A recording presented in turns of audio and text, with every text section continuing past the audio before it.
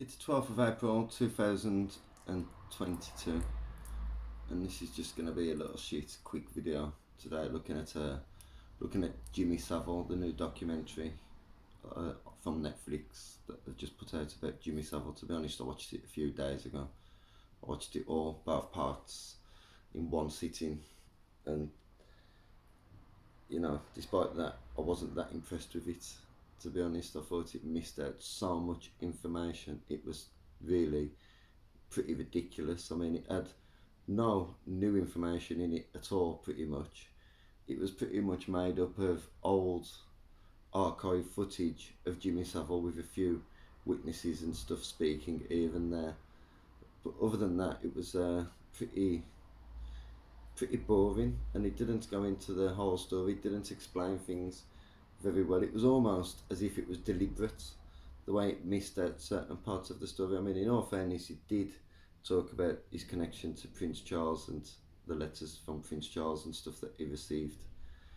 And it did mention Prince Andrew, and it even showed you a little clip of Jimmy Savile on the same TV show as David Icke. So it did have some interesting things like that on it, but for the best part, it was pretty fucking boring, really, with no new information. That's what gets me about it the most. But not even just the fact there's no new information, no information that's actually been reported by the mainstream media, but nothing too controversial. I mean, the documentary starts off by saying something like that Stephen King couldn't make this story up.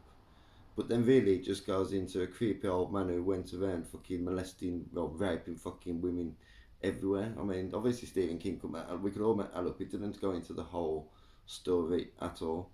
It just spoke about his, well, the first part of it was just a biography of Jimmy Savile. That's all it really was. And then the second part of it went into a bit more about his crimes, but it didn't mention his connection to Peter Sutcliffe, the Yorkshire Ripper. It didn't mention his friendship with Edward Heath, who was also accused of crimes that are on par with Jimmy Savile.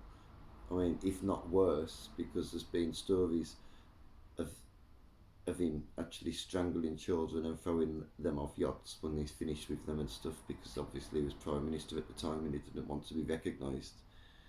I mean, it didn't go into that, did it? I mean, it tended to leave all that out, the accusations about Eddie.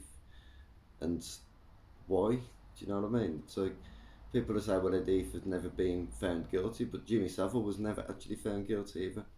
The policeman that was investigating the Edward Heath case, I can't remember his name now, but he actually said he was 100. He believed the victims 110%, like the Edward Heath was a paedophile, and the victims wasn't just talking about being raped and stuff as well. They was actually talking about full blown satanic rituals going on. That's why Netflix didn't want to mention it, you see.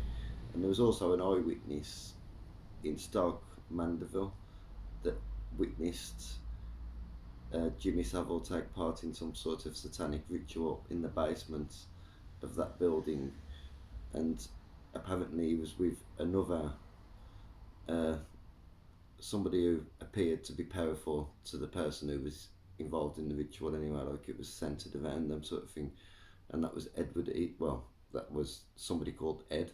A lot of people speculate that that might have been Edward Heath.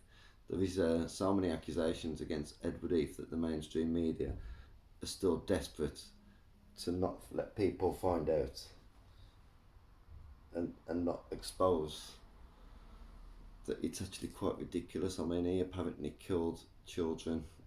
I mean, he was a particularly evil bastard, even by the standards of a lot of the British establishment and the political elite, who were all, you know, pretty much a little bit evil. There's a little bit of darkness to them. I mean, there's a little bit of darkness to everybody, but these seem to be totally dark side. Like, they're just fucking, they've got a horrible fucking aura that surrounds them now. I mean, it's crazy. I mean, you just see them and they just seem like total trustworthy scumbags once you start to recognise what they actually are. And now they're using Russia as an excuse to distract people from, you know, the pressure the Prime Minister was under before all this started. Like, everybody just totally forgot now, the mainstream media forget about Partygate and forget about the fact that he put the whole country into a lockdown and he didn't follow the rules himself. And not only did he not follow the rules, he had parties when people wasn't allowed to see their own families in hospitals. Dying people wasn't allowed to have visitors, and, you know, children wasn't even allowed to have visitors. I mean, it was some fucked up shit at the end of the day. But anyway, that's going into something else. This Jimmy Savile documentary wasn't. I mean, it's worth watching for the basics, but there is actually better documentaries on about Jimmy Savile on YouTube, much better ones, in my opinion. Anyway, I mean, the archive footage was quite interesting. I like the way that they got a lot of that. It's a shame we can't get more, but I bet the BBC have gone around destroying every single little shred of evidence that might be a little bit incriminating now.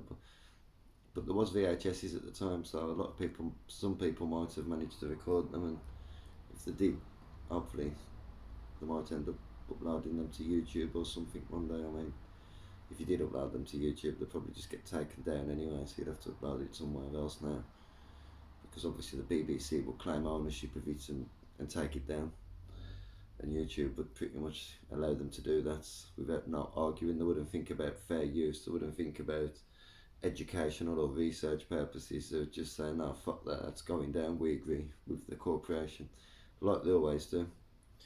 But yeah, thanks for watching, I'm out.